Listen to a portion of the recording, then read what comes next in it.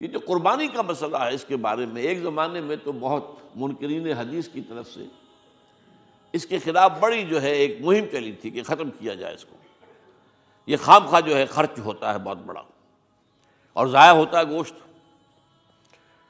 اتنے بڑے پیمانے پر گوشت ہوتا ہے کھایا نہیں جاتا۔ اچھا، ایک زمانے میں فریج بھی نہیں تھے، یہ بھی نہیں کہ آپ محفوظ کر دیں، گوشت ضائع بھی ہو سکتا تھا، اور بھی چیزیں جو ہے وہ گوشت کی وہ صحیح طور سے استعمال نہیں ہوتی تھی۔ تو اس کے اوپر بڑا پروپیگنڈا منکرین حدیث کا رہا کہ یہ جو ہے قربانی صرف حج کے موقع پر ہے۔ میں اس کی نفی کے لیے آج آپ کو بتا رہا ہوں کہ سورہ حج کے اندر جو دو رکوع ہیں، ایک چوتھا ایک پانچواں، چوتھے رکوع میں بھی قربانی کا ذکر ہے، پانچویں میں بھی قربانی کا ذکر ہے۔ یہ ایک دم جو ہے ایک جگہ پر جو دو طرح کی قربانیوں کا ذکر ہو رہا ہے، یہ کیوں ہو رہا ہے؟ چوتھے رکوع میں وہ مناسک حج کے ساتھ اس کا ذکر ہے، وہاں جو فرمایا گیا لِيَشْهَدُوا مَنَافِعَ لَهُمْ وَيَذْكُرُوا اسْمَ اللَّهِ عَلَىٰ مَا رَزَقَهُم مِّن بَهِيمَةِ الْأَنْعَامِ فِي أَيَّامٍ مَّعْلُومَاتٍ عَلَىٰ مَا رَزَقَهُم مِّن بَهِيمَةِ الْأَنْعَامِ فَكُلُوا مِنْهَا وَأَطْعِمُوا الْبَائِسَ الْفَقِيرَ۔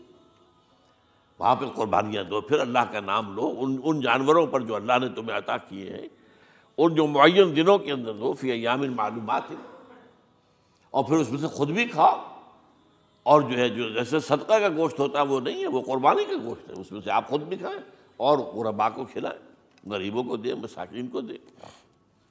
تو یہ پورا حکم آ چکا ہے چوتھے رکوع کے اندر۔ پانچواں رکوع پورا کا پورا جو ہے وہ عید الاضحیٰ پر ہے میرے نزدیک۔ یہی حکمت صوم کے بارے میں ہے کہ وہاں جب ایک حکم تکرار کر کے آیا کہ پہلے فرما دیا گیا فَمَنْ كَانَ مِنْكُمْ مَرِيضًا أَوْ عَلَىٰ سَفَرٍ فَعِدَّةٌ مِّنْ أَيَّامٍ أُخَرَ، اگر بیمار ہو کوئی اور یہ یا کہ سفر پر ہو تو وہ تعداد دوسرے دنوں میں پوری کرے۔ پھر کیا وجہ دوبارہ آ رہا ہے؟ شَهْرُ رَمَضَانَ الَّذِي أُنزِلَ فِيهِ الْقُرْآنُ هُدًى لِّلنَّاسِ وَبَيِّنَاتٍ مِّنَ الْهُدَىٰ وَالْفُرْقَانِ فَمَنْ شَهِدَ مِنكُمُ الشَّهْرَ فَلْيَصُمْهُ وَمَنْ كَانَ مَرِيضًا أَوْ عَلَىٰ سَفَرٍ فَعِدَّةٌ مِّنْ أَيَّامٍ أُخَرَ۔ کیوں؟ یہ تو ادبی اعتبار سے یہ کلام کا عیب شمار ہوتا ہے، تکرار بلا کسی سبب کے، نہیں، سبب کے بغیر نہیں ہے۔ وہاں کیا تھا؟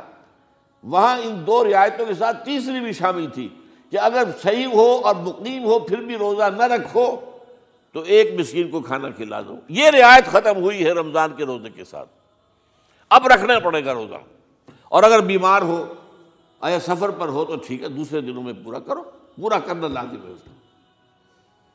تو یہ چیز جو ہے یہ در حقیقت کسی وجہ سے ہوتی ہے۔ بالکل یہی بات ہے سورہ حج کے چوتھے رکوع کے اندر، وہ جو قربانی ہے حج کے ساتھ اس کا ذکر آ چکا۔ اب سنیے یہ جو آ رہا ہے، فرمایا وَلِكُلِّ أُمَّةٍ جَعَلْنَا مَنْسَكًا، ہر امت پر ہم نے ایک جو ہے قربانی کا معاملہ نازل وہ جو ہے فرض کیا ہے۔ میں نے چونکہ آج شروع میں کہا تھا کہ صوم اور حج میں کچھ مشابہتیں ہیں۔ دیکھیے صوم کا حکم بھی آیا تھا تو کس طور سے آیا تھا؟ یا ایھا الذین آمنوا کتب علیکم الصیام کما کتب علی الذین من قبلکم لعلکم تتقون، اہل ایمان تم پر روزہ رکھنا فرض کیا گیا جیسے کہ فرض کیا گیا تھا ان پر جو تم سے پہلے تھے۔ یہاں پر اسی حوالے سے بات ہو رہی ہے کہ اے مسلمانوں، یہ قربانی صرف تم پر فرض نہیں کی جا رہی، یہ تو ہر امت پر، ہر نبی ہر رسول کی امت۔